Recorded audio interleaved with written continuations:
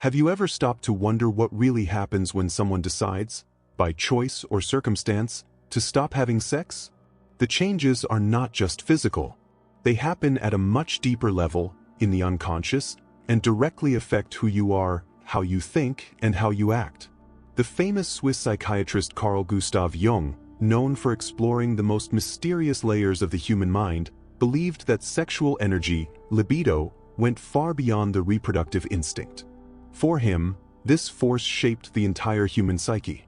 In this video, we'll dive into what Jung called psychic energy transformation, a silent yet powerful process that occurs when the sexual act is stopped. But don't expect simple answers. What lies behind celibacy, abstinence, or even lack of desire can reveal hidden truths about your own soul. If you like deep, psychological reflections that touch on topics often ignored by society, subscribe to the channel now. Here, you will find content that provokes, awakens, and transforms. It's not about what you see, but about how you see the world, and yourself. And most importantly, don't skip this video. Each part is a piece of a puzzle that will only make complete sense in the end. So get ready. What you're about to discover can change the way you understand sex, and especially the absence of it. Now, let's start this journey by exploring the fundamentals of psychic energy according to Carl Jung. For Carl Jung, everything that happens inside us has an energetic origin. But contrary to what many think, this energy is not only biological, it is symbolic, psychic, and, in many cases, spiritual. When someone stops having sex, this energy that was previously channeled into the physical act needs to find new ways to manifest itself. And that's where a quiet but profound transformation begins. Jung called this energy libido, but his concept is much broader than the one used by Freud. For Jung, libido is not just sexual desire, it is a vital force, a drive that moves the human being in all directions, to create, to love, to destroy, to transform. It is as if it were the fuel of the soul. When this force is no longer directed towards sex, it does not disappear. It moves. And depending on how this displacement happens, the effects can be both liberating and devastating.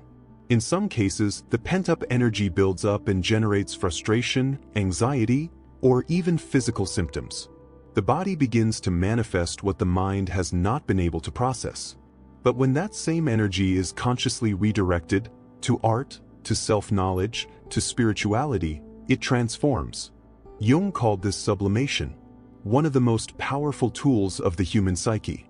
Celibacy, for example, practiced by monks and ascetics of various traditions, is a form of energetic containment that does not aim at the denial of pleasure, but at its transmutation. They're not just abstaining, they're redirecting the libido to something bigger, higher.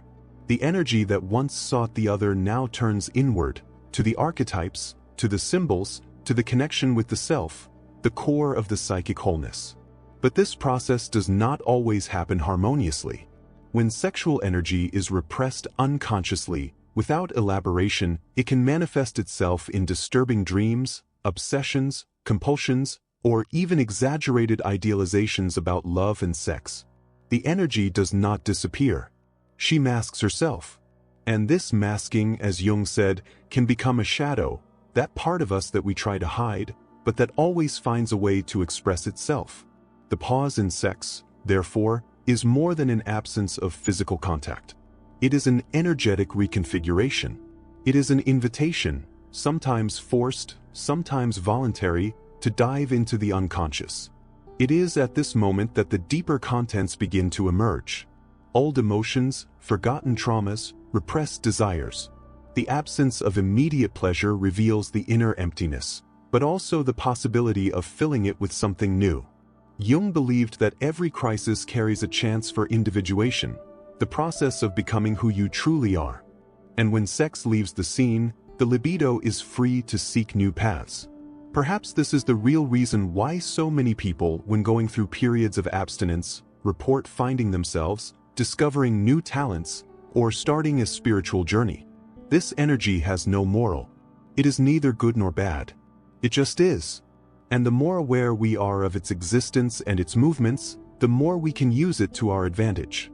This is where the great secret of Jungian psychology comes in, transforming instinct into consciousness, drive into direction, chaos into creation.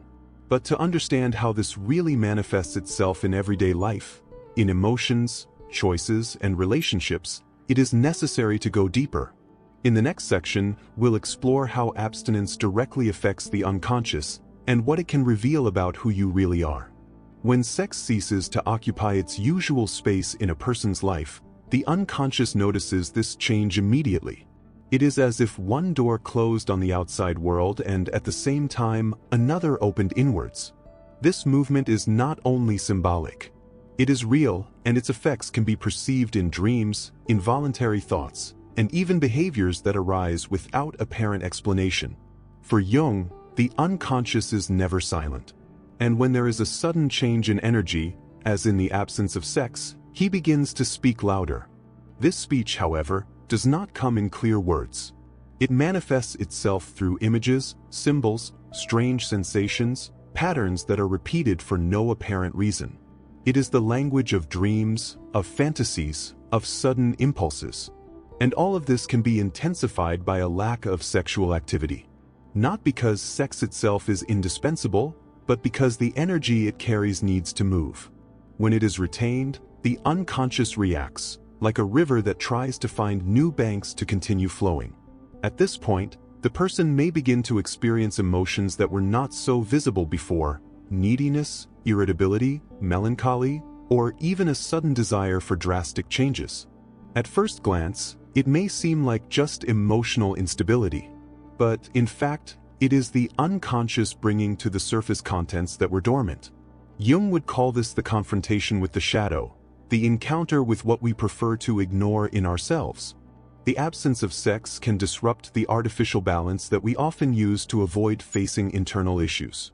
And that's extremely powerful. It is as if the unconscious says, "Now that the noise has stopped, you will have to listen to me." And what emerges from that silence can be uncomfortable, but also revealing.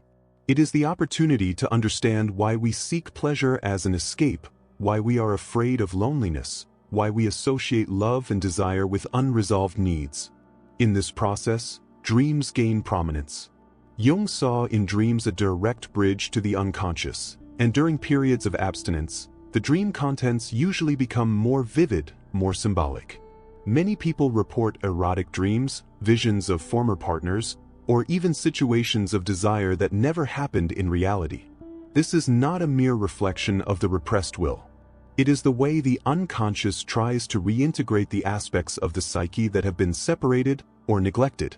These dreams can carry hidden messages, not about sex itself, but about what it represents for each individual: power, connection, self-affirmation, or even fear of surrender. By analyzing these symbolic images, it is possible to discover much more about oneself than during any rational conversation. The unconscious does not lie. It shows in a raw way what needs to be seen. Over time, if the person is open to the process, this abstinence can become a portal to individuation. Jung said that only when we stop projecting our desires onto the other do we begin to recover the lost parts of ourselves. And without sex as a distraction, this rescue becomes possible. But not without pain. It is a process of coping, of inner excavation. Gradually, the individual begins to face essential questions. Who am I besides desire? What is left of me when the other is no longer present to fill the voids? It is at this point that the silence of the body is transformed into listening to the soul. And often, this is the first step towards an awakening that goes beyond sexuality. It touches the purpose, the identity, the meaning of existence. But what happens when this energy, instead of being lost in the unconscious, is used intentionally and creatively?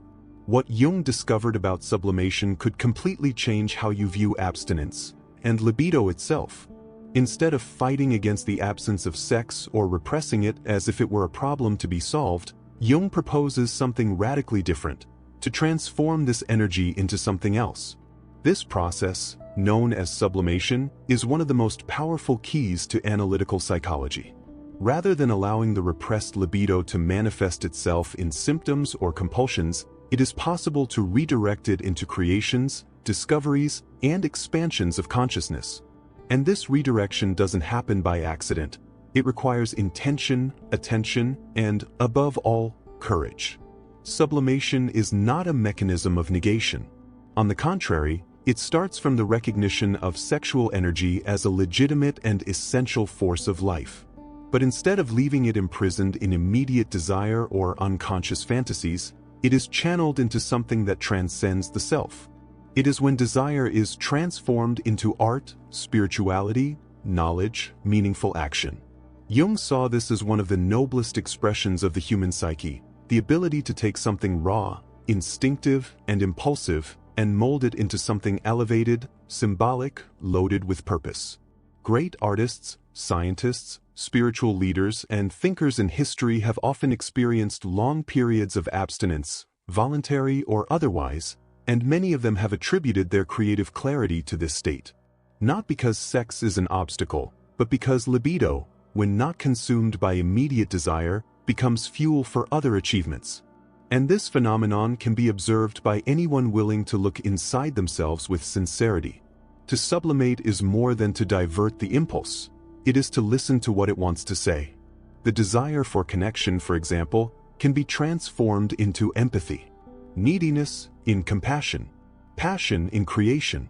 The impulse for pleasure can become a search for transcendence. But none of this happens if the person is just repressing or running away. It takes presence, awareness, and willingness to deal with the initial discomfort that the absence of pleasure can cause. At first, unchanneled energy may seem like a burden. The body misses it, the mind tries to rationalize, the unconscious screams. But little by little, with the practice of mindfulness, meditation, creativity, or study, this energy begins to find new ways to circulate. And that's where a real transformation begins. The person begins to feel that he is not only abstaining, but expanding. It is not losing something, but becoming more whole. Jung said that the libido that is not experienced becomes a symptom. That is, when we do not give our energy a conscious destination, it creates unconscious shortcuts. It can turn into irritability, compulsion for food, obsession with work, emotional detachment. All this is the libido trying to manifest itself in unelaborated ways. Therefore, sublimation is not a luxury, it is a necessity.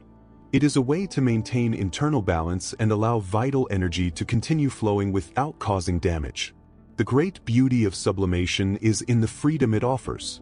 When we understand that sexual energy can be directed to any area of life, not just physical pleasure, we gain a new level of autonomy.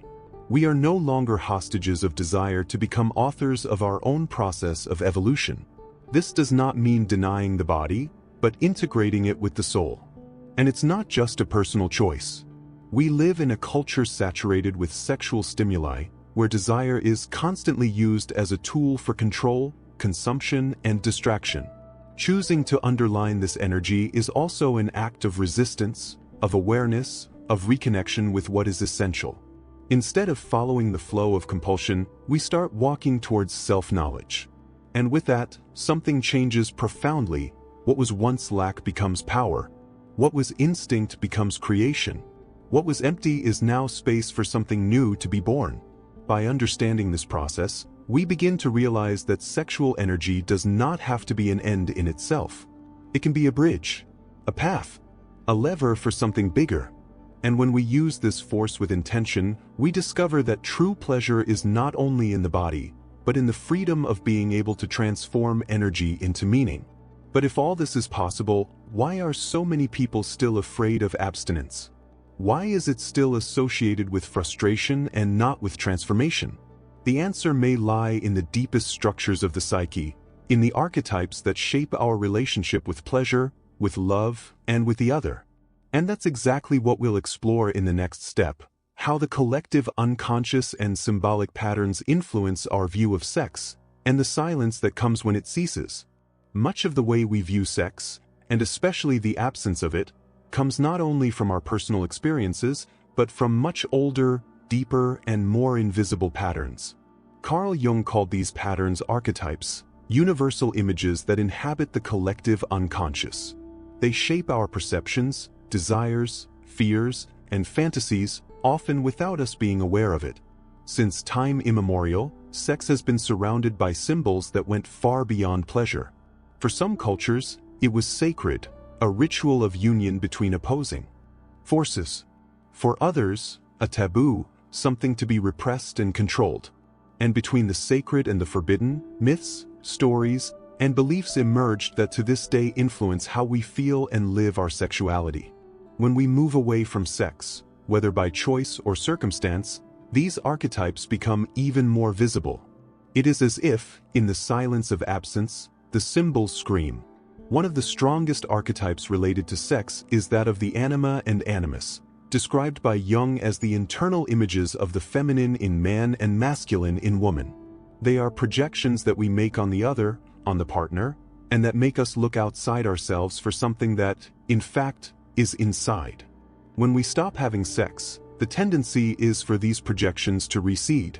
And what's left? The chance to look at what we really are, without the distorted lens of projected desire. This retraction of projections can be frightening, because they often supported our idea of love, identity, and even self-worth.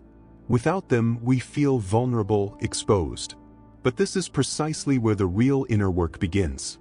Jung saw in this withdrawal of projected desire an essential step in the process of individuation. Instead of looking for the missing complement in the other, we start looking for the totality in ourselves. Another important archetype in this context is that of the hero, the one who faces trials, resists temptations, and crosses the desert in search of a higher purpose. In periods of abstinence, this archetype can be activated as a metaphor for the inner path. The person feels that he is on a lonely journey, facing inner ghosts, doubts, temptations. But if it stands firm, it crosses an important threshold of consciousness. And it comes back transformed. It is not by chance that many religious and spiritual traditions make use of celibacy as part of the initiatory path. It is not just about denying pleasure, but about activating deep symbols that already exist within us. By temporarily renouncing physical contact, the practitioner activates the archetype of the mystic, the initiate, the seeker. And with that, he comes into contact with aspects of the psyche that are hardly revealed in everyday life. The problem is that our current culture is deeply disconnected from these symbols. Sex is sold as performance, consumption, and entertainment. Abstinence, on the other hand, is seen as failure, repression, or pathology. Rarely is there talk of the possibility of growth, of transmutation, of inner connection. And that's why many feel guilt, shame, or inadequacy when they go through periods without sex. Not because they are really missing something, but because they have internalized a collective archetype that defines them from desire and performance. Jung teaches us that we are not hostages of these symbols. We can dialogue with them, re-signify them, integrate them into our consciousness. But for that, we need to recognize them. We need to understand that there is a much greater force shaping our worldview. That the fear of abstinence isn't just biological, it's symbolic. It is the fear of emptiness, of absence, of silence. But it is also in this silence that the soul speaks. And sometimes, she only speaks when her body is silent. This is the point at which abstinence ceases to be just an interval between experiences and becomes an experience in itself. A crossing. A chance to break patterns, to integrate forgotten parts, to reconnect with something deeper than immediate desire. And that doesn't mean that sex ceases to matter.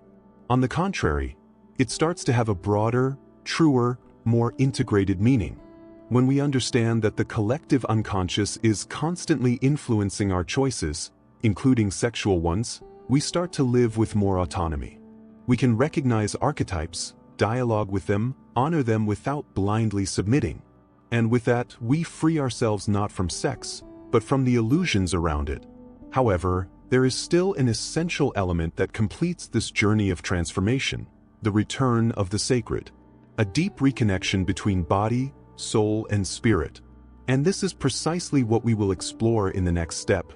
How sexuality, when understood in its symbolic essence, can become a path of elevation and not just pleasure. Throughout this journey of silence and transformation, an often forgotten dimension begins to emerge, the dimension of the sacred. In a world where sex is almost always treated as something physical, instinctive, or utilitarian, the idea that it can carry a spiritual meaning seems, at first glance, something old-fashioned or even out of place. But it is precisely this disconnection that prevents us from perceiving the power that exists in sexuality as a bridge between the body and the soul. For Carl Jung, true balance is only achieved when the human being integrates all its parts: instinct, emotional, rational, and spiritual. And sexual energy, when it is not consumed unconsciously, can become a direct path to this integration. Not because sex should be moralized or repressed, but because it contains, in its essence, a symbolic power much deeper than the simple satisfaction of a desire. Ancient cultures knew this. In Eastern traditions such as Tantra, sex is a path of expansion of consciousness. It is not just a question of techniques, but of an inner attitude, presence, surrender, listening, reverence.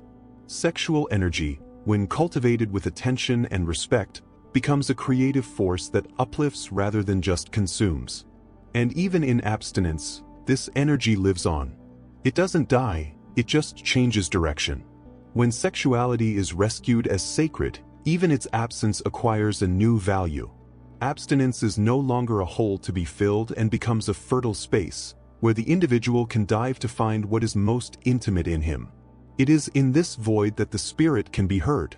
It is there that the silence of the body becomes an invitation to total presence. Jung believed that the true process of individuation passed through this rescue of the sacred. And this does not mean religiosity, but reconnection with what is essential, with that which is beyond the ego, beyond the need for validation, beyond the search for immediate pleasure. The sacred, in this sense, is not outside, it is inside. It is in the ability to live with meaning, with depth, with awareness, even, and perhaps especially, in moments of absence.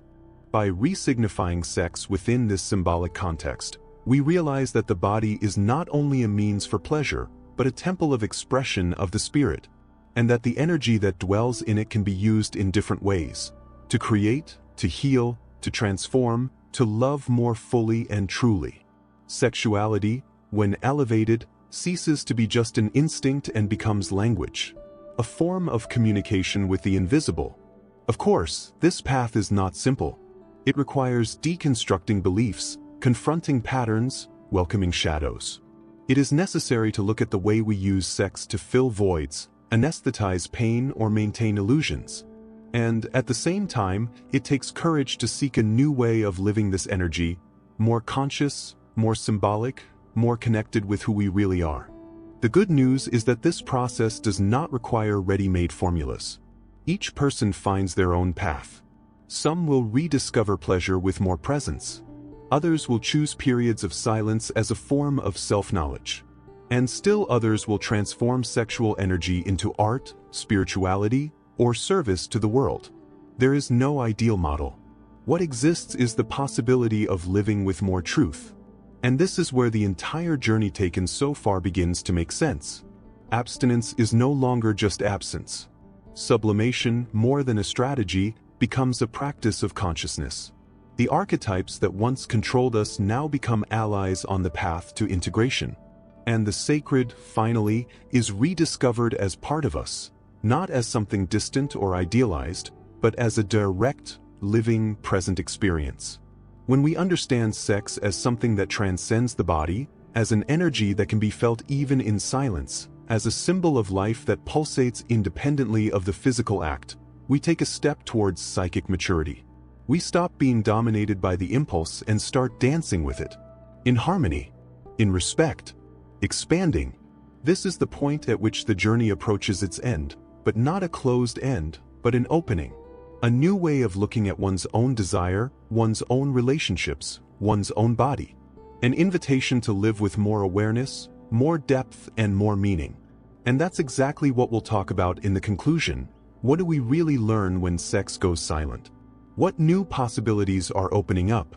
How do we emerge transformed from this process? And what does it reveal about who we truly are? We have reached the end of a journey that, although it began with a simple question, "What happens when you stop having sex?" revealed layers much deeper than superficial answers could offer.